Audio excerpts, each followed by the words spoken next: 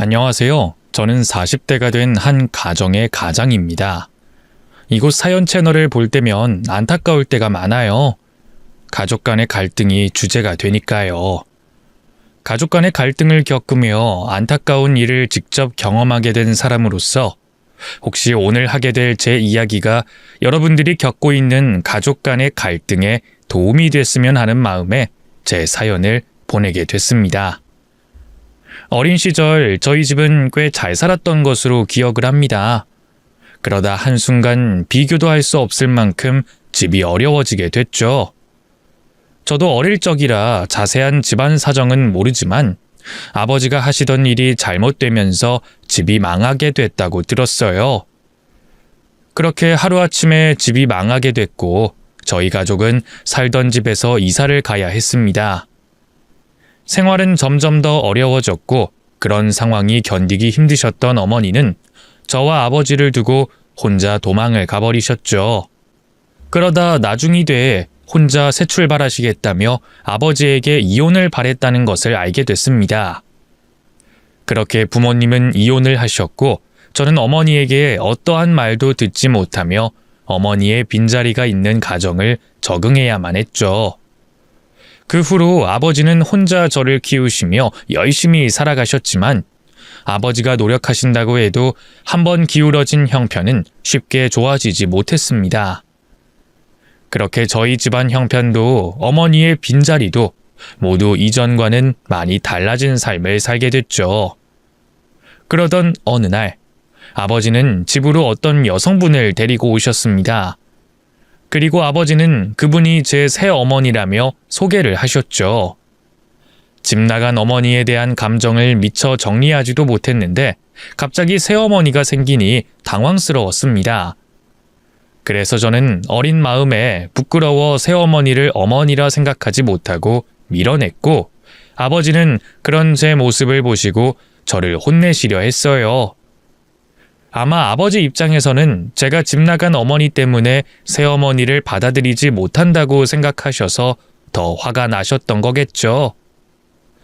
저도 저를 버리고 간 어머니를 그리워했던 건 아니었지만 당시 어린 저로서는 새 가족을 받아들이기가 쉽지 않았습니다. 그래서 아버지는 어린 제가 겉도는 걸 혼내셨고 새어머니는 그때마다 아버지 대신 저를 감싸주시며 저를 관심과 사랑으로 대해주셨습니다. 그런 한결같은 새어머니의 모습에 저는 감동을 받았고 그동안의 제 모습을 반성하게 됐죠. 그 후로는 제 마음을 표현하며 새어머니를 내 어머니로 받아들이게 됐습니다. 저는 집 나간 친모의 빈자리를 채워준 어머니께 감사했고 아버지 역시 행복해 보이시며 조금씩 정상적인 가정이 돼가는 것 같았죠. 하지만 그런 저희와 달리 할머니는 처음부터 새어머니를 싫어하셨어요. 아버지가 재혼하실 때부터 새어머니를 반대하셨던 할머니는 어머니가 아버지와 결혼을 한 후로도 어머니를 무척 괴롭히셨습니다. 그나마 아버지가 계실 때는 잔소리 정도나 못마땅해 하는 말뿐이었지만 아버지가 계시지 않을 적에는 어머니에게 손찌검까지 하시던 할머니셨어요. 옛날 분이시라 며느리에게 괜히 그러는지 몰라도 할머니의 행동은 제가 보기에도 과하다 싶었죠. 결국 그런 모습을 지켜볼 수만 없던 제가 어머니를 괴롭히는 할머니를 막아서고 할머니에게 대들기도 했습니다. 할머니가 새어머니를 계속 괴롭히면 새어머니도 친모처럼 떠나버릴까 걱정했던 것 같네요. 하지만 어머니는 오히려 그런 저를 말리시며 다시는 그렇게 하지 말라고 하시더라고요. 민우야, 나 때문에 네가 할머니께 그럴 필요 없어. 새엄마가 너를 지켜줘야지. 네가 나를 지켜주면 어떡해. 엄만 정말 괜찮으니까 앞으론 다신 그러지 마라. 그래도 민우가 엄마 걱정해줘서 너무 고마워. 제가 어머니를 지켜드리고 싶었던 만큼 어머니 역시 제가 아무런 탈이 없길 바라셨던 거죠. 그렇게 어머니와 저는 점점 서로를 의지하며 가족의 정을 쌓아갔고 저희는 피로 맺어진 부모 자식보다 더 끈끈한 사이가 됐습니다. 어머니의 빈자리도 찾았고 아버지께서도 꾸준히 일을 하시며 이제는 다 좋아질 일만 남았다 생각했지만 어른들의 삶은 그 당시 제가 이해하기 어려운 일들 뿐이었습니다. 다시 집안을 일으켜보려고 노력하시던 아버지는 노력해도 나아지는 게 없자 점점 세상을 비관하셨어요. 한때 잘 나가던 시절이 있었기에 실패가 더 고통스러우셨겠죠. 아버지는 세상 사는 게 마음 같지 않았는지 점점 더 힘들어하셨고 고단함을 잊기 위해 술을 찾는 일이 많아지셨어요. 그렇게 술을 찾으시던 아버지는 언젠가부터 화가 많고 폭력적으로 변해가기 시작하셨습니다. 술에 취한 아버지는 물건을 집어던지고 가끔은 저와 어머니에게 폭력을 휘두르기도 했죠. 전과 달라진 아버지의 모습에 어머니와 저는 공포에 떨 수밖에 없었어요. 하지만 저보다 더 힘든 사람은 어머니셨습니다. 제 혼으로 남의 자식 키우며 사는 것만으로도 힘들 텐데 친모가 아니라는 이유만으로 제가 아버지에게 맞아서 생긴 상처를 어머니 탓으로 오해하는 사람들이 있었거든요. 그러다 보니 어머니는 아이를 괴롭히는 계모라며 주변 사람들에게 의심을 받고 손가락질을 받으셔야 했습니다. 동네 사람들이 뭐라 수군거리는지는 저도 모르지 않았기에 저는 그런 말을 듣고 어머니가 얼마나 속상해하실까 걱정할 수밖에 없었죠.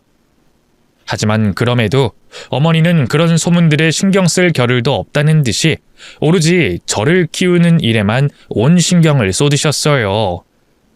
이미 가정에 소홀해진 아버지 대신 저를 챙기고 기르는 건 어머니셨습니다. 그렇게 어머니가 저를 위해 희생하고 노력하시는 동안에도 아버지는 점점 더 내리막길을 걸으셨죠. 생활비는 점점 떨어져 가고 어머니는 어려운 집안 사정에 아르바이트까지 하며 저를 키우셔야 했죠. 심지어 술만 마시며 폭력을 휘두르는 남편까지 감당해야 했으니 누가 봐도 실패한 결혼이라 생각했을 겁니다. 주변에서도 말릴 정도로 말이죠. 아유 언니 정말 이렇게 계속 살 거야? 뭐하러 이 고생을 사서 해? 이러려고 재혼했어? 그래도 한때는 잘 살았다 그러더니 지금은 쫄딱 말아먹고 남은 것도 없고 거기다가 술 먹고 행패까지 부리고 아니 여자 몸에 손대는 놈은 정말 글러먹은 거지. 이건 뭐 완전히 사기 결혼 아니야? 아이 언니 그러지 말고 지금이라도 도망가. 이렇게 사느니 차라리 혼자 사는 게 낫지. 그럼 민우는 어떻게 하고 도망이라니? 저 어린 민우 두고 혼자 도망을 어떻게 가겠니? 아유 언니는 지금 남의 자식 걱정이 돼?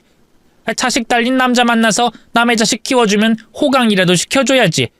그것도 아니고 이 고생을 하면서 사는데 바보같이 그걸 왜 참아? 제 친엄마는 진작 도망갔다며. 낳은 어미도 자기 자식 생각을 안 하는데 왜 언니가 신경을 써? 그런 말 하면 못 써. 남의 자식 키운다니. 민우 이제 내 아들이야.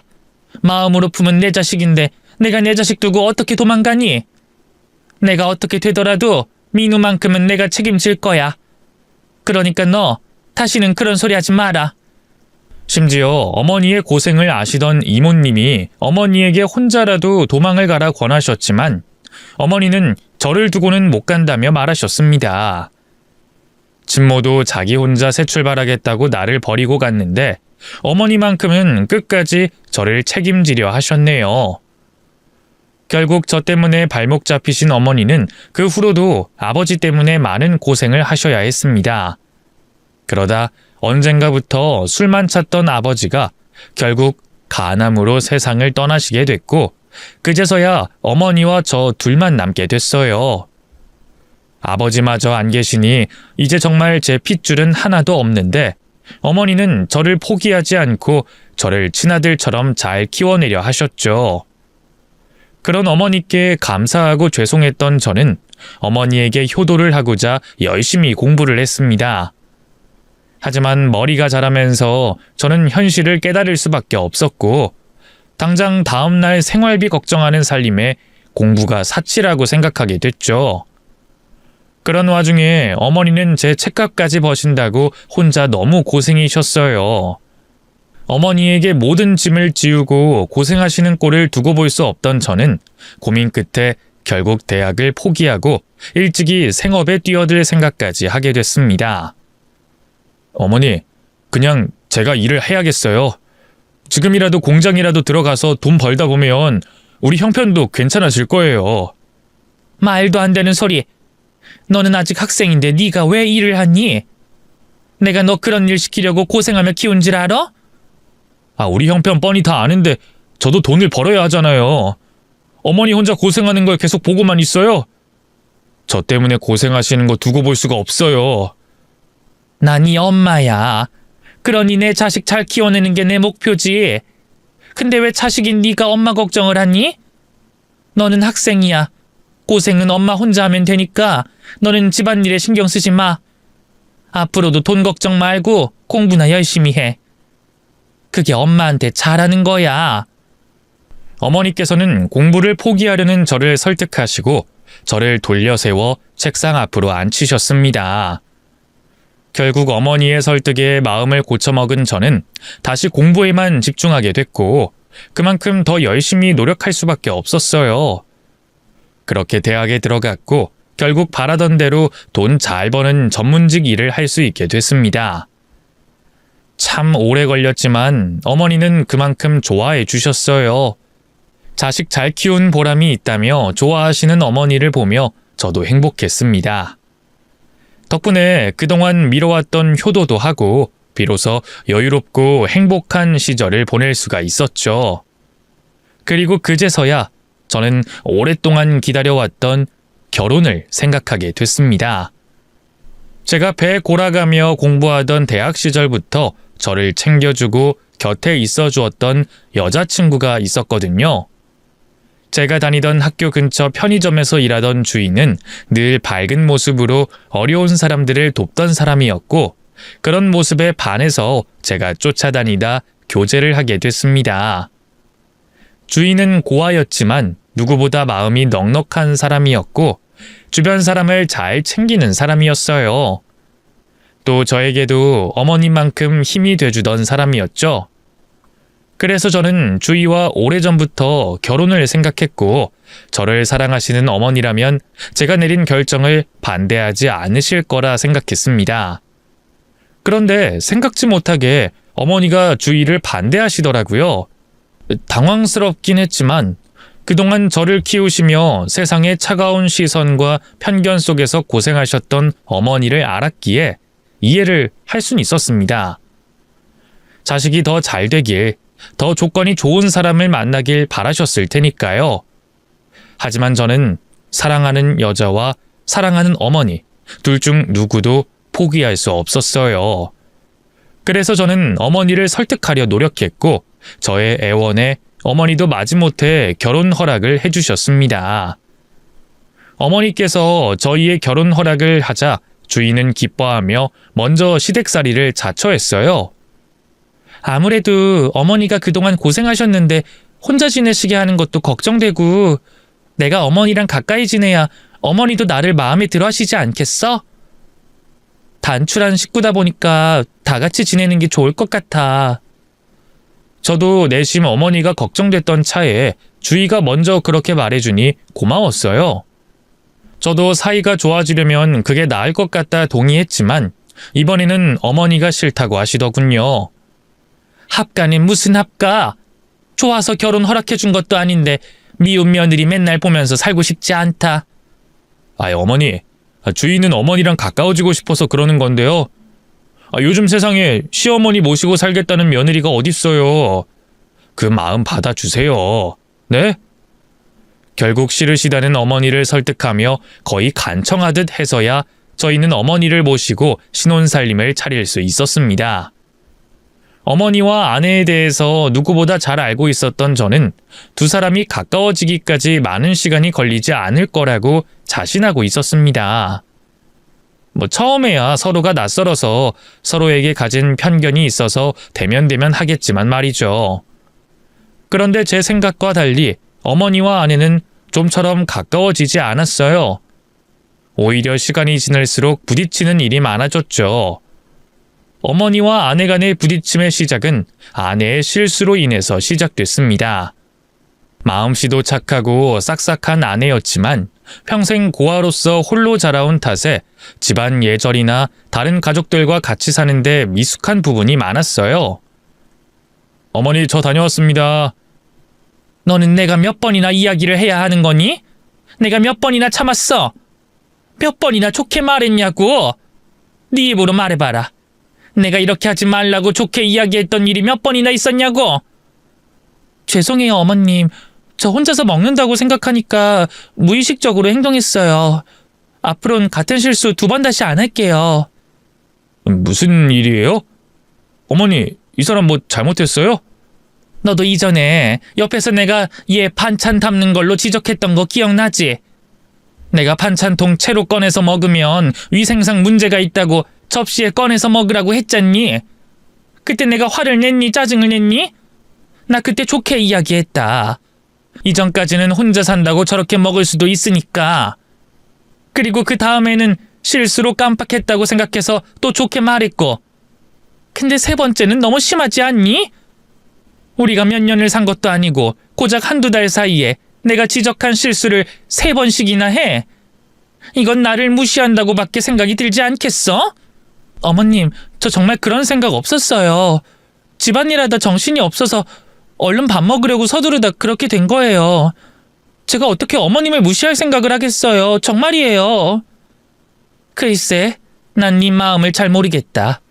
아무리 흘러듣는다고 해도 2번이나 네 코앞에서 지적을 했는데 같은 실수를 또 해. 그리고 집안일 한다고 정신이 없다고? 누가 들으면 내가 너한테 집안일 다 맡기는 줄 알겠다? 네 입으로 직접 말해봐라. 내가 너 우리 집에 들어오고서 집안일을 손 놨어? 오히려 정신이 없으면 내가 없지. 너한테 집안일 알려준다고 네 옆에 꼼짝없이 붙어있는데. 죄송해요. 그런 뜻으로 말씀드린 건 아닌데 제가 어머님께 말실수를 했어요. 제 뜻은 저 스스로 정신이 없다는 이야기였어요. 이번 일 어머님께서 화내시는 게 당연해요. 제가 잘못했죠. 앞으로는 오늘 한 실수 절대 하지 않을게요. 어머니, 이 사람 아직 익숙치 않은 게 많아서 실수하는 거니까 이해해 주시고 마음 푸세요. 평생 혼자서 살다가 저희 집으로 들어왔으니 배울 게 많아서 정신이 없는 것 같아요. 그리고 저렇게 잘못했다고 말하고 앞으로는 실수 안 하겠다고 하잖아요. 제가 방에 들어가서 따로 또 주의시킬 테니까 화 푸세요. 정확히 따지고 보면 아내의 실수였지만 아내의 실수가 이해가 안 되는 것도 아니었습니다. 그렇다고 아내에게 화를 내셨던 어머니께서 과하셨던 것도 아니었죠. 분명 그날 화를 내시기 전까지는 같은 실수에 대해 부드럽게 말씀을 하셨거든요. 어머니와 아내 모두 이해가 됐고 이런 일이 당연하다고 생각했습니다. 서로를 충분히 이해하고 다 알고 있다고 생각한 저와 아내 사이에도 결혼 후 맞춰가고 있는데 어머니와 아내 사이에는 그러한 일들이 더 많을 수밖에 없을 테니까요. 중간에 서 있는 제가 잘하면 된다고 생각했어요. 그래서 2 사람 사이에 문제가 있으면 제가 일이 더 커지지 않게 중재를 했고 서로의 입장을 이해할 수 있도록 설명을 했습니다. 하지만 그것도 제가 집에 있을 때나 가능한 일이었어요. 제가 출근해 집에 없던 상황이면 어머니와 아내 사이에 무슨 일이 있었는지 알 수 있는 방법이 없었죠. 그래서 2 사람 사이가 점점 나빠지고 있다는 걸 알아차리지 못하고 있었습니다. 아내는 제 앞에서 어머니와 사이가 좀처럼 좋아지지 않는다는 걸 드러내지 않았고 어머니께서는 아내가 들어오기 전이나 후나 일관된 모습을 보이셨거든요. 그러다 서로 쌓아오던 감정이 폭발하게 되며 그제서야 제가 어머니와 아내의 사이가 많이 틀어져 있다는 걸 알게 됐죠. 결국 다급히 분가를 하게 됐습니다. 그런데 이미 상황이 많이 늦어진 뒤였던 것 같아요. 사이가 틀어진 상황에서 거리까지 멀어지니 계속해서 오해만 생겼고 어머니와 아내의 사이는 다시 이어붙이기 힘들 정도가 됐죠. 네, 어머니, 무슨 일이세요? 앞에 있을 명절에 말이다. 주위 걔는 오지 않아도 된다고 말해줘라. 네?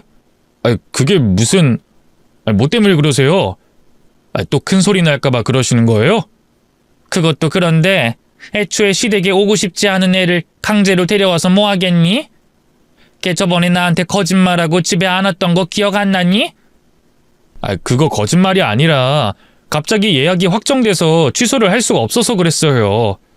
그때 안 갔으면 페널티라고 돈 관련해서 손해보는 게 있었거든요. 거짓말한 건 아니에요. 글쎄다. 걔가 우리 집에서 생활할 때 잘했으면 내가 이런 생각은 하지도 않겠지. 나도 느끼는 게 있어서 이렇게 행동하는 거다. 그러니까 집에 데려오지 마라. 어차피 걔 입장에서는 좋을 거 아니냐.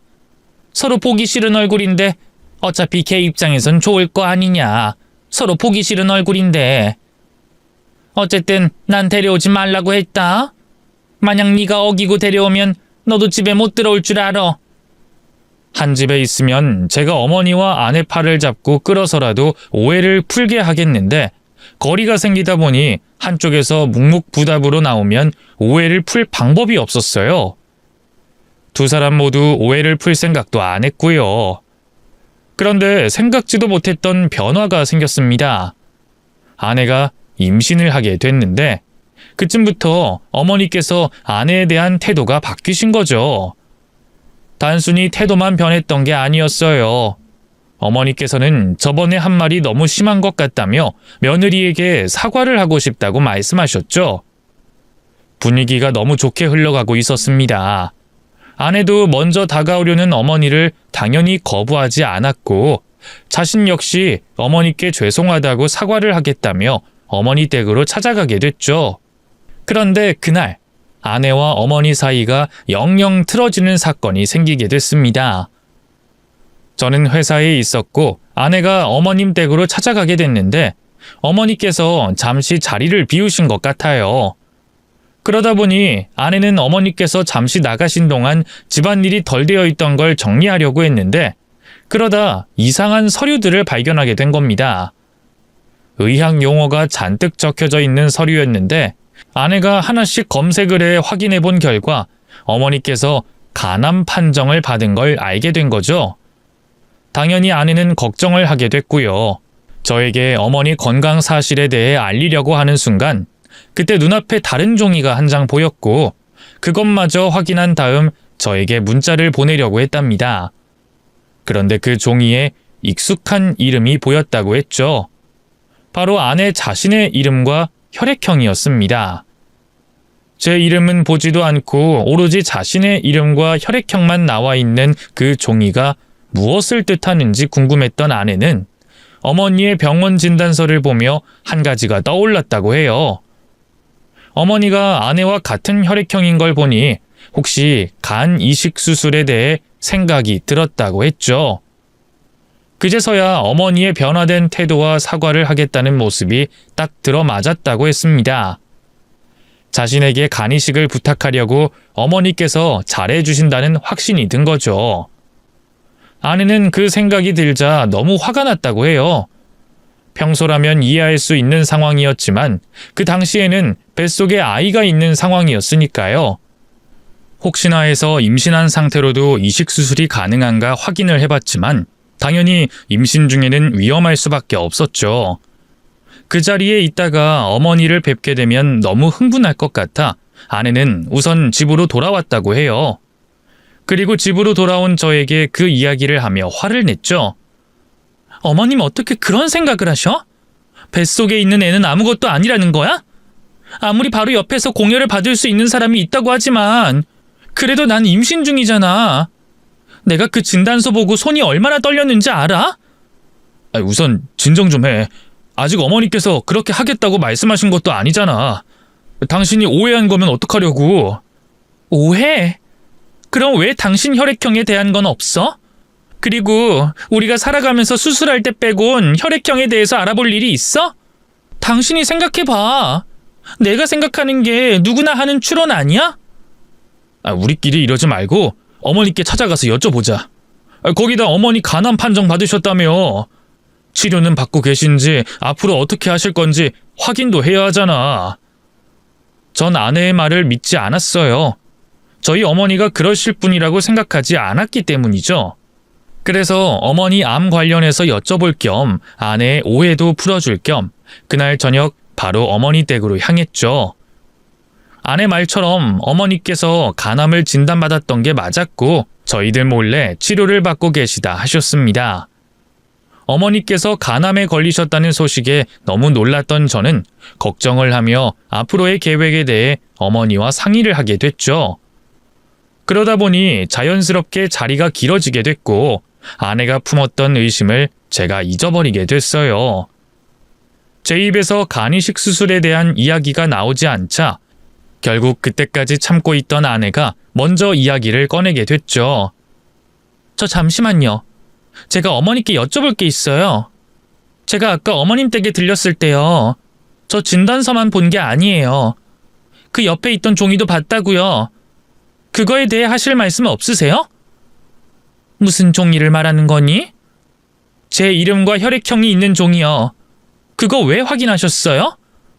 혹시 제가 어머니 간이식 적합한지 확인하시는 거예요? 어머님 혹시 정말 그러시는 거면 너무하신 거예요. 저 뱃속에 아이 가진 걸 뻔히 아시잖아요. 그런데 어떻게 그런 생각을 하실 수 있으세요? 한번 말씀해 보세요. 제가 하는 생각이 오해인지 아니면 사실인지. 전 아내의 말에 펄쩍 뛰실 어머니를 진정시킬 준비를 하고 있었습니다. 그게 무슨 소리냐며 오해라고 말씀하실 게 확실했으니까요. 그런데 어머니께서 고개를 숙인 채 아무런 말씀이 없으셨습니다. 어머니, 화나셔서 그러세요? 이 사람이 지금 임신을 해서 예민해요. 그래서 혹시나 해서 자기 이름이랑 혈액형이 있으니까 물어보는 거죠. 그런데 어머니께서는 제 이야기를 듣고서도 묵묵부답이었습니다. 어머님, 제가 말한 게 사실이에요? 정말 저를 간이식 공여자로 생각하신 거예요? 어머님, 제 뱃속에 이 사람 아이가 있어요. 어머님 손주가 제 배 안에 있다고요. 물론 생각이야 하실 수 있지만 가족들 몰래 하시는 건 그리고 저한테 아이가 어떤 의미인지 모르세요? 저한테 가족이라는 게 얼마나 큰 의미인지 아시잖아요. 당신 너무 흥분했어. 가만히 좀 있어봐. 어머니, 오해 맞죠? 간이식 이런 거 아직 알아보시지 않았죠? 저와 아내의 어떤 물음에도 어머니께서는 대답을 하시지 않으셨습니다. 그리고 다른 말씀 없이 저와 아내에게 미안하다며 이만 집으로 돌아가라고 하시더군요. 충격이었습니다. 제 입장에서는 어머니가 간암이라는 것도 받아들이기 힘든 현실이었는데 임신한 며느리를 이식수술에 필요한 공여자로 먼저 점 찍으셨다고 하니 너무 혼란스럽더라고요. 아내 말처럼 홀몸이면 저도 당연히 이해를 하겠는데 새 생명이 손주가 있는 아내를 간 이식수술에 대해 생각하셨다는 게 너무 큰 충격으로 다가왔습니다. 아내 역시도 우려했던 의심이 현실이 되니 어머니에 대한 배신감이 상당해 보였죠. 이번 일은 어머니께서 잘못했다고 생각했어요. 그렇다고 제가 아프신 어머니를 모르쇠할 수 없었습니다. 그래서 어머니와 아내 사이를 철저히 분리시키고 저는 어머니의 간병에 힘쓰게 됐죠. 아내가 움직임이 불편할 때까지는 몇 개월이 남아 있었으니 그 시간 동안 어머니에게 최선을 다하며 암을 낳을 수 있게 옆에서 도움을 드리게 됐죠. 이후 어머니께서는 병원 치료 과정을 따라 힘든 항암 치료를 다 받으셨지만 상태는 호전되지 않았습니다. 결국 간암 말기가 돼 치료를 포기하게 되셨죠. 그 사이 아내는 무사히 아들을 출산했어요. 세상 밖으로 나온 아들을 보자 만감이 교차했습니다. 저를 똑 닮아 있는 아들을 보자 세상 그 누구보다 행복했는데 이 순간을 같이 하지 못하시는 어머니를 생각하니 마음이 무겁더라고요. 그렇다고 어머니를 모시고 올 수도 없었습니다. 아내가 아들을 임신한 기간 내내 제가 어머니를 간병하느라 제대로 신경을 못 써준 탓에 말을 꺼낼 엄두도 내지 못했거든요. 그리고 그 전에 있었던 어머니와 아내 사이의 갈등도 전과 다름이 없었고요. 조만간 어머니께 손주를 보여드리기는 해야 하지만 아내가 몸을 추스르고 난 뒤에 이야기를 꺼내려고 했죠. 그렇게 아내의 눈치를 보며 언제 이야기를 꺼낼까 때를 기다리던 도중 어머니께서 먼저 말씀을 꺼내셨습니다. 자신이 직접 찾아가도 되니 아내와 손주를 볼 수 없겠냐며 말이죠. 민우야, 이제 시간도 늦었는데 가봐라. 그리고 이제 나한테 자주 올 필요 없어. 안 그래도 주위 애 낳고 신경 쓸 게 많을 텐데 나한테까지 신경 써서 뭐하니? 퇴근하고 잠깐인데요. 그리고 집에 주희랑 현이 봐주시는 아주머니 있어서 괜찮아요. 아유, 그래도 주희한테 네가 신경 좀 많이 써줘. 다른 사람들은 하다못해 출산 축하해주고 산모 걱정해주는 친척이라도 있겠지만 주희 곁에는 너밖에 없잖니. 여자는 애 낳고 나서 여러 생각이 들어. 특히 엄마 생각이 많이 나는데 주희도 그러지 않겠니? 안 그래도 잘하고 있어요. 이렇게 잠깐 왔다 갔다 하는 건 그 사람도 이해해줘서 오는 거예요. 그러니까 너무 신경 쓰지 마세요. 그래도 그게 아니라니까. 그런데 혹시 내가 주희랑 현이 좀 볼 수 있을까? 아주 잠깐이라도. 혹시 여기 오는 게 불편하다면 내가 외출하겠다고 동의서 받고 너희 집으로 가도 되는데. 안 그래도 조만간 어머니께 현이 보여드리려고 했는데 현이가 신생하다 보니까 계속 미뤄졌네요. 제가 주희랑 말해보고 날짜 정해서 말씀드릴게요. 아유, 그래. 꼭 좀 부탁한다. 아무래도 내가 살 날이 얼마 남은 것 같지 않아서 그래. 그리고 내가 주희도 꼭 보고 싶어서 그러니 네가 잘 좀 설득해 다오. 주희가 예전의 일 때문에 날 불신하는 걸 알고 있다만 그건 오해야. 내가 만나면 그 일에 대해서 해명할 테니 꼭 좀 부탁한다. 예전 일이라면 주희도 잊은 지 오래됐어요. 그러니까 너무 신경 쓰지 마세요. 그리고 제가 주희랑 현이 꼭 데리고 올게요. 날로 쇠약해지는 어머니께서 직접 아내와 손주를 보고 싶다고 하시니 더는 때를 기다릴 수 없었습니다. 집으로 돌아가 아내에게 오늘 어머니와 나눈 대화를 들려줬죠. 그런데 아내는 그때 있었던 일로 인해 어머니를 뵙는 걸 거부했습니다. 자신뿐만 아니라 아들 현이까지 어머니와 만나게 할 수 없다는 태도였죠. 이제 와서 현이랑 나를 보고 싶어 하신다고? 그래서 당신 생각은 어떤데? 내가 가야 된다고 생각해? 설마 당신 그때 무슨 일이 있었는지 벌써 잊어버린 건 아니지? 있긴 왜 잊어. 물론 생각만 하셨다고 하지만 어머니께서 임신한 당신한테 그런 생각 품어서는 안 되셨지. 그때 일에 대해서는 나도 당신이랑 같은 생각이야. 어머니께서 100번이고 1000번이고 잘못하신 거라고. 그런데 결국 아무 일도 없었잖아. 당신도 현이도 무사하고. 사람이 당장 죽게 된다는 말 듣게 되면 무슨 생각을 못하겠어. 그냥 생각만 해보신 거지. 미안하다고 사과도 하셨잖아. 그리고 어머니 살아계실 시간 얼마 남지도 않았어. 그런 상황에 뻔히 손주가 태어났다는 걸 아시는데 손주 얼굴 한번 못 보고 돌아가시면 편히 눈 감으실 수 있겠어? 당신 마음도 이해하는데 얼마 남지 않은 어머니 마음이라도 편하실 수 있게 해드리자. 싫어. 절대 안 돼. 내가 말했지? 그때 그 일에 대해서 알게 됐을 때 내 기분이 어땠는지. 내가 그때 받았던 기분 조금이라도 이해할 수 있게 그 당시 어머님처럼 말해볼까? 어머님이 현이를 보고 싶어 하신다고? 말도 안 되는 소리 하지 마. 애 병 걸려. 그렇게 보고 싶으면 하늘 날아가서 보라 해. 어때? 당신이 듣기엔? 화나지? 미치겠지? 내가 그랬어.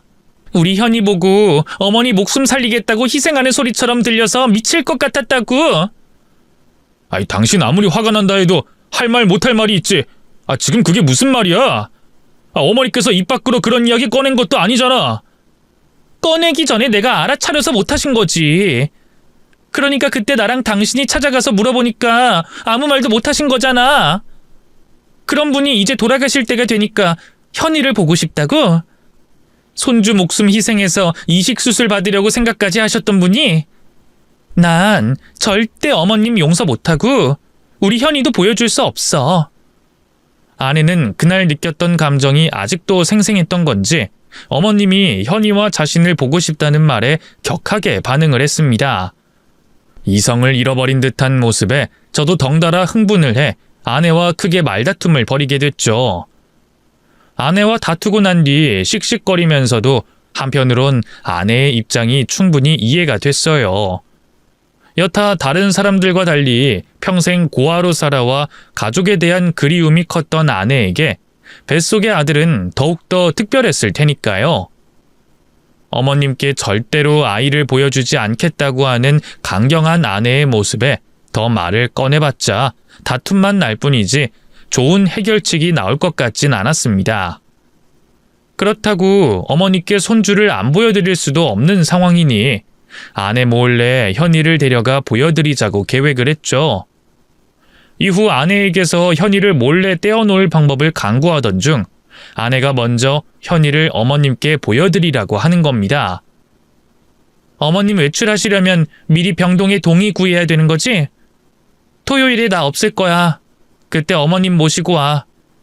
당신이 현이 데리고 병원 가도 되는데 그렇게 할 거면 여기 내가 신생아 외출 시 조심해야 하는 것들 적어놨으니까 확인해보고 병원에서 보게 된다면 최대한 어머님만 있는 공간에서 만나. 병원 내에 어떤 환자들이 있을지 모르니까. 그러면 당신 어머니가 현이 보는 거 허락하는 거야? 허락하고 말고가 어딨겠어. 어머님 손주이기도 한데. 그땐 순간 나도 예전 일이 떠올라서 너무 흥분한 것 같아. 그래서 말실수도 하게 됐고. 당신이 어머님께 내가 한 말 전달하진 않았겠지만 만약에 했다면 죄송하다고, 진심은 아니었다고 전해줘. 당신한테도 미안하고. 어머니 아직 아무것도 모르시고 계셔. 현이랑 당신 만날 날만 기다리고 계시지. 정말 고마워. 내가 좀 더 당신한테 부드럽게 말을 했어야 했는데. 그런데 당신은 안 뵙게? 난 아직 개인적으로 그때 어머님께서 하신 생각이 용서가 안 돼. 이전에 어머님 댁에서 같이 생활하면서 받았던 마음의 상처도 아직 남아있고. 현이 만나는 것만 하자. 내가 할 수 있는 건 거기까지야. 알았어. 내가 강요할 수 있나? 당신이 그렇다는데. 먼저 말 꺼내주고 현이 어머니랑 만날 수 있게 해줘서 고마워. 아내까지 어머니와 만남을 가져준다면 더 바랄 게 없었겠지만 그땐 그 결정이 최선이라고 생각했어요. 아내 눈치 볼 필요 없이 어머니를 집으로 모시고 와서 현이와 마음껏 시간을 보낼 수 있게 할 수 있었으니까요. 전 그 기쁜 소식을 어머니께 바로 알렸습니다. 물론 아내가 자리를 피한다는 건 숨겨야 했지만요. 그 주 토요일 저는 어머니를 병원에서 집으로 모시고 오게 됐고 그토록 기다리던 손주와의 만남을 가질 수 있게 해드렸습니다. 어머님께서는 직접 만지고 볼 수 있게 된 손주와의 만남이 감동스러우셨는지 눈물을 보이셨어요. 지금까지 그 힘들다는 항암 치료를 하시면서도 단 한 번도 눈물을 흘리신 적 없었던 분이었는데 말이죠. 손주의 눈 깜빡임 하나에도 큰 미소를 보이셨던 어머님께서는 한동안 현이에게 눈을 떼지 못하셨습니다. 그러다 아내를 찾기 시작하셨죠. 그런데 잠깐 나갔다던 주희는? 시간이 꽤나 흘렀는데 주희가 왜 안 오니? 혹시 무슨 일 있는 거 아니야? 방금 전에 연락 왔는데 예전에 보육원에서부터 알고 지내던 언니가 사고를 당했다고 해서요. 그쪽으로 급히 가봐야 할 것 같다고 연락이 왔었어요. 그 언니분은 아직 미혼이라 가족이 없어서요. 주희가 대신 보호자를 해야 돼서 주희는 제가 따로 병원에 데리고 갈게요. 아유, 그래? 사정이 그렇다면 어쩔 수가 없지. 너무 신경 쓰지 말라고 해라. 주희가 건강하다는 걸 알았고 우리 현이 이렇게 봤으면 난 된 거니까.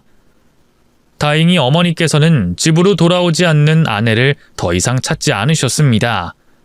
하지만 현이를 보시면서도 때때로 표정이 어두워지시는 걸 보며 아내에게 무거운 마음을 가지고 있다는 걸 알 수가 있었죠. 그런 어머니의 표정을 보며 아들로서 저 역시 마음이 무거웠지만 너무 마음에 두지 않기로 했습니다. 다음번에는 어머니와 아내가 만날 수 있을 거라고 생각을 했거든요. 무엇이든 한 걸음씩 움직이며 전진을 하는 거니까 앞으로 나아질 상황을 기대하고 있었죠. 그런데 그 상황이 너무 늦었던 것 같습니다. 어머니께서 마치 현이와 아내를 보려고 버티고 계셨던 것처럼 현이를 만나고 얼마 되지 않아 세상을 떠나시게 됐거든요. 어머니 상태가 나아지지 않고 호스피스 병원으로 옮겨질 때부터 마음의 준비를 하고 있었던 저였지만 어머니의 죽음을 받아들이는 건 아무리 준비를 해도 받아들이기 힘든 현실이었습니다. 어머니와 처음 만났을 때부터 숨이 닿으실 때까지 저에게 무한한 사랑을 주셨던 분이었기 때문에 어머니의 빈자리를 인정하기가 쉽지 않았어요. 장례를 치르는 내내 정신을 차릴 수가 없었죠. 정신을 차리지 못한 저 때문에 엉망이 될 수 있었던 어머니의 장례식이 문제없이 끝마칠 수 있었던 건 아내 덕분이었습니다. 끝내 어머니와의 갈등을 풀지 못한 아내도 마음이 무거울 수밖에 없었을 테니 정신을 차리지 못하는 저를 대신해 어머니 마지막 가시는 길을 정성껏 모셨죠. 그렇게 어머니의 장례식을 마치고 유품을 정리할 때였어요. 저 혼자 안방에서 어머니를 떠올리며 천천히 정리 중에 있었는데 어머니께서 작성하신 유서를 발견하게 됐습니다. 처음 알게 된 유서의 존재로 인해 당황했던 것도 잠시 안쪽을 열어 유서의 내용을 확인하게 됐죠. 그런데 유서 내용을 읽어내려가면서 충격적인 사실을 알게 됐습니다. 그래서 다급히 다른 방에서 어머니 유품을 정리하고 있던 아내를 부르게 됐죠. 제 다급한 부름에 저에게 무슨 일이라도 생겼나 싶어 안방으로 뛰어들어온 아내에게 전 어머니의 유서를 보여주게 됐습니다.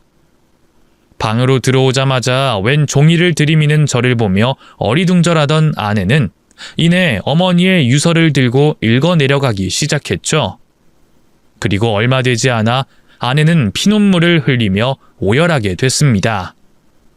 아내가 가슴으로 끌어안고 있던 그 어머니의 유서에는 아내가 어머니의 친딸이라고 적혀져 있었어요. 어머니와 아내가 DNA 결과상 친모녀 사이가 맞다는 증거와 함께 말이죠. 어머니께서 남기신 유서에는 제가 모르고 있었던 어머니의 과거가 적혀져 있었습니다. 어머니께서는 아버지와 결혼을 하시기 전 어린 나이에 일찍이 결혼을 하셨다고 하네요. 그런데 중매로 전 남편분을 만나 하게 된 결혼 생활이 쉽지 않았던 것 같습니다. 이유도 없이 시댁에서 어머니를 싫어하셨다고 하네요. 그뿐만 아니라 결혼한 지 얼마 되지 않았던 어머니를 집안에서 내쫓으려 호시탐탐 기회만 노렸다고 표현하셨죠. 하지만 어머니를 딱히 내쫓을 만한 거리가 없었던 모양입니다. 그래서 시댁의 미움을 받으며 지내셨다고 해요. 그러다 전 남편분의 아이를 가지게 됐는데 그 아이가 딸이었다고 하셨죠. 당연히 어머니는 자신의 자식이 아들이건 딸이건 상관없었지만 당시 어머니의 시부모님은 아들을 가지지 못한 걸로 굉장히 어머님을 나무라셨다고 했었죠. 안 그래도 항상 자신을 집안에서 내쫓으려고 하던 시부모님이 아이 성별을 가지고 더 심하게 괴롭히자 어머니께서는 그 상황을 견디시기 힘들었나 봅니다.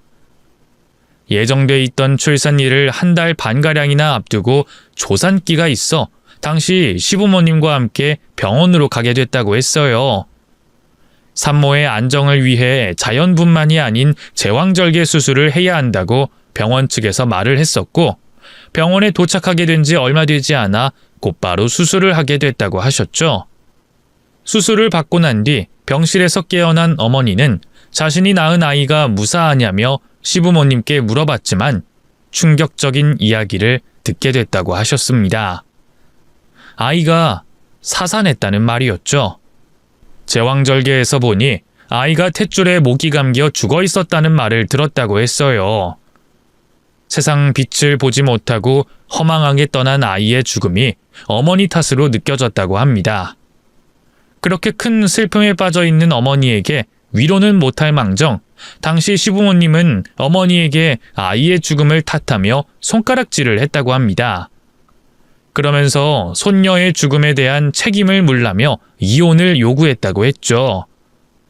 어머니께서는 자신을 쫓아내기 위해 시댁에서 아이의 죽음을 이용한다는 걸 알고 있었지만 죄책감으로 인해 아무런 대응을 하지 않고 순순히 시댁이 원하는 이혼을 해주셨다고 하셨죠. 이후 어머니께서는 홀로 지내오시다 어머니의 과거를 이해해 주시는 아버지를 만나 결혼을 하셨던 거였어요. 그렇게 어머니는 죽은 딸을 가슴에 묻고 과거를 잊은 채 새로운 인생을 사시게 됐죠. 저의 어머니로서 말이죠. 이후 있었던 내용들은 여러분도 아실 겁니다. 제가 아내와 결혼을 하게 되고 어머니 댁에서 지내며 아내와 어머니가 갈등하게 된 것까지 말이죠. 그때까지만 해도 어머니는 아내가 자신의 딸일 거라곤 생각하지 못하셨다고 합니다. 너무나도 당연한 말이겠죠. 태어나자마자 얼굴 한번 본 적 없이 떨어지게 됐으니까요. 거기다 딸이 살아있을 거라곤 생각도 못 하셨을 거고요. 어머니께서 제 아내가 자신의 딸일 수도 있다는 의심을 하시게 된 건 제가 아내를 데리고 분가를 하게 됐을 때라고 하셨죠. 저희가 이사를 가며 몇 가지 놓고 간 물건들이 있었는데 그중 하나가 아내가 보육원을 나오며 복사해둔 개인 신상카드였습니다. 일종의 생활기록부 같은 거죠. 그런데 그곳에 아내가 병원에서 곧바로 보육원으로 들어왔다는 사실이 적혀져 있었다고 합니다. 거기까지는 크게 놀랄 일이 아니었는데 그 서류에 있는 한 단어가 어머니 눈에 띄며 크게 놀라셨다고 하셨어요. 어머니께서 딸을 낳기 위해 시부모님과 찾아갔던 그 병원이었으니까요. 세월이 많이 흘렀다고 하나 절대 잊을 수 없는 이름이라고 하셨습니다. 그 순간 아내가 신생아인 상태로 보육원에 들어온 날짜를 확인하셨다고 해요. 어머니께서 딸을 출산하고 잃게 되셨던 날과는 달랐지만 며칠 차이가 나지 않았다고 합니다. 거기다 그 서류들 사이에 아내의 어렸을 적 사진이 있었는데 그 모습이 어머니의 어렸을 때 모습과 무척이나 닮아 있었다고 말씀하셨죠. 그때 어머니께서는 혹시나 하는 생각을 하셨다고 해요. 그 혹시나 하는 생각이 며칠이 지나서도 머릿속에서 잊혀지지 않았다고 합니다. 그래서 결국 행동으로 옮기셨다고 하네요. 우선 그 당시 어머님께서 출산을 하셨고 제 아내가 보육원으로 옮겨지기 전에 있었다고 하는 그 병원으로 향하게 됐죠. 그런데 세월이 많이 흘러 이미 병원은 폐업을 한 상태였고 당시 산부인과 원장 선생님도 사망을 한 상황이라 그쪽으로는 더 이상 알아낼 수 있는 게 없었다고 하셨습니다. 그래서 찾게 된 사람이 과거의 시부모님이었다고 했어요. 딸의 죽음을 알려줬던 그 당시 시부모님이라면 사실을 알고 있을 거라는 생각에 말이죠. 다행히 시어머니 되는 분이 아직 살아 있었다고 합니다. 그분께 30여 년 전 사실에 대해 솔직하게 말해달라며 물어보셨다고 하셨죠. 그리고 충격적인 사실을 듣게 되셨다고 하셨어요. 당시 어머니의 딸이 사산되지 않았던 거였죠. 그 모든 게 당시 시부모님이 어머니를 집안에서 쫓아내기 위해 또 의사는 아이를 보육원에 보내 금전적인 이득을 취하기 위해 행동했던 짓이었습니다. 어머니께서는 그 사실을 너무 늦게 알게 되신 거였고요. 30여 년이 지나 뒤늦은 사과를 하는 시어머니를 보며 어머니는 화도 나지 않았다고 적어 놓으셨어요. 그때 그 순간이 믿어지지 않았다고 하셨죠. 혹시나 설마 하면서 계속 뒤를 쫓아오긴 했지만 절대 며느리가 자신의 딸일 일이 없을 거라고 생각하셨답니다. 아니, 그래선 안 된다고 생각하셨다고 해요. 어머니께서 아내를 자신의 딸임을 몰라보고 심한 말까지 한 적이 있었으니까요. 그런데 결국 어머니와 아내가 모녀 사이임이 확실시 돼가고 있었죠. 모든 사실을 알게 되신 어머니는 최종적으로 유전자 검사를 받겠다고 생각하셨다고 합니다. 그래서 저와 아내 몰래 친자 검사에 필요한 DNA 샘플들을 모으셨고 검사를 받았다고 하네요. 그 결과 두 사람 사이가 모녀 사이임을 확인받게 됐고요. 어머니께서는 그 결과지를 받고서 마냥 좋아하실 수 없었다고 하셨습니다. 이제까지 자신의 딸인 줄도 모르고 했었던 말들과 행동, 또 자신 때문에 고아로서 힘들게 자라왔다는 걸 아셨으니까요. 그래서 자신만 아는 비밀로 하시겠다고 결심을 하셨다고 하셨죠. 앞으로 며느리로서 자신의 딸로서 잘해주겠다고 생각하시면서 말이에요. 그런데 친자 검사를 알아보기 위해 병원 여기저기를 다니시던 어머니께서 자신이 암이라는 걸 알게 되셨다고 합니다. 자신이 곧 죽을 수도 있다는 사실에 어머니께서는 생각을 바꾸시곤 저와 아내를 불러 과거에 무슨 일이 있었는지, 제 아내와 자신이 어떤 관계인지 밝히시려고 했었죠. 그런데 아내가 먼저 어머니의 암 진단 결과를 확인하게 됐고, 과거 아내의 혈액 검사를 받고 난 결과지까지 보게 되며 어머니의 계획이 꼬이게 된 겁니다. 물론 그때라도 아내를 진정시키고 모든 사실을 말할 수 있었으나 어머니께서는 자신을 오해하는 아내의 모습에 충격을 받으시고 반성을 하시게 됐다고 합니다. 아무것도 아닐 수 있는 결과지를 아내가 보고 분명 시어머니께서 자신의 간을 떼어달라고 할 거라는 그 확신이 어머니를 반성하게 만들었다고 했죠. 그런 감정을 가지고 있는 제 아내에게 사실대로 말할 수 없었다고 하셨습니다. 그래서 다시 사실을 숨기기로 하신 거죠. 마지막으로 손주를 보고 싶다고 한 것도 물론 손주가 너무나도 보고 싶었던 건 맞았지만 그보다 아내의 얼굴을 보고 싶으셨다고 했어요. 생이 끝나기 전 아내를 눈에 담아보고 싶었다고 하셨죠. 또 사과를 하시려고 아내를 만나고 싶었다고 합니다. 결국 그러지 못했지만 말이죠. 그렇게 충격적인 과거 일이 담긴 편지 내용이 끝나고 난 뒤 어머니는 아내에게 미안한 마음을 편지에 적어 놓으셨어요. 미안하다, 주희야. 내가 끝까지 너한테 상처를 주는 것 같아서. 내가 이 편지를 고심 끝에 남겨놓는 건 주인이가 더는 세상에 움츠리지 말길 바라는 마음에 적는 거야. 넌 부모에게 버려지지 않았어. 내가 만약 우리 딸 주희가 보육원에 있다는 사실을 일찍이 알았더라면 난 고민하지 않고 곧바로 널 데려왔을 거다. 그리고 어떤 상황에서든 너를 키웠을 거야. 넌 내 딸이니까. 물론 내가 하는 말이 와닿지 않을 거야. 엄마 자격도 없는 사람이 하는 말이니. 그래도 된단다. 엄마 자격 없다는 말이 딱 나에게 맞는 표현일 테니. 주인, 넌 내가 부끄러울 만큼 잘 자라줬어. 널 미워해서 네가 민우 아내로서 자격이 없어서 널 반대하고 무시했던 게 아니야. 내가 내 새끼를 지키지 못했다는 죄책감 때문에 민우에 대한 집착이 강했던 거지. 내가 좀 더 너한테 관심을 쏟았더라면 그럼 우린 짧지만 그 소중한 시간을 그렇게 흘려버리지 않았을 텐데. 아니, 내가 아주 조금만 좋은 시어머니가 됐더라도 지금처럼 가슴 아파오진 않을 텐데. 내가 많이 미안하다. 널 외롭게 만들어서, 주인 널 지켜주지 못해서, 또 너에게 잘해준 것 하나 없어서. 마지막으로 염치가 없지만 네 엄마로서 이름을 불러보고 싶구나. 주희야, 많이 보고 싶었다. 그리고 고맙다. 너무 잘 자라줘서. 네가 내 뱃속에 와줬을 때부터 널 사랑했어. 그리고 죽어서도 널 사랑하마. 너무 못난 엄마를 용서하지 마렴. 여보, 어떡해? 난 이런 줄도 모르고. 나 어떻게 해야 되는 거야? 우리 엄마, 내가 잘못했어. 내가 잘못했다고. 엄마, 이렇게 가면 안 돼.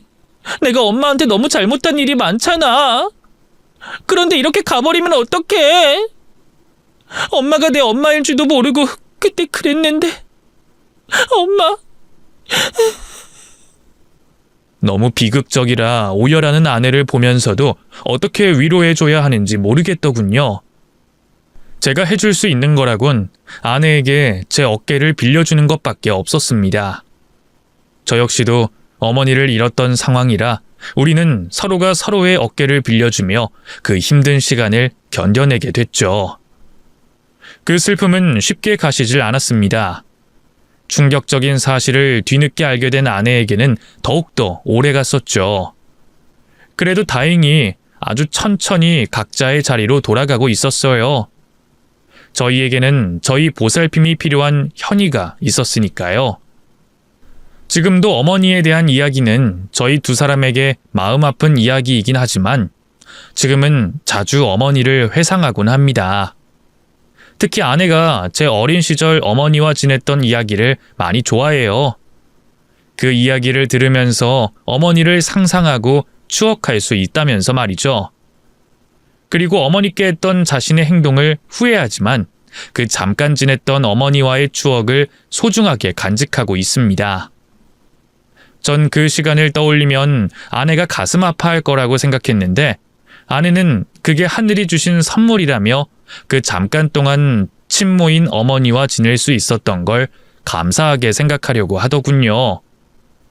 그리고 나중에 뵙게 될 어머니에게 부끄럽지 않은 사람이 되겠다고 아들 현이를 키우는 일에도 또 저의 내조에도 열심히 하고 있습니다. 물론 아내로서뿐만이 아니라 정주희 자신으로서도 열심히 살아가고 있고요. 저희에게 있었던 일을 떠올리면 몇 번이고 시간을 되돌리고 싶은 생각이 듭니다. 저에게나 아내에게나 또 어머니에게나 후회가 되는 일이니까요. 이번 일로 인해 저와 아내가 주위 사람들에게 하는 말이 있어요. 가족들 간의 갈등은 무슨 일이 있어도 풀어라. 자신이 낮출 수 있는 만큼 낮추라고 말을 하곤 합니다. 시간을 돌려서 보면 그 다툼들이 정말 다 부질없는 짓이거든요. 여러분들께서도 혹시 가족분들과 갈등을 겪고 계시다면 하루빨리 먼저 손을 내밀고 정말 천금 같은 시간을 가족과 행복할 수 있는데 사용하시길 바라겠습니다. 그럼 이야기를 마치겠습니다. 감사합니다.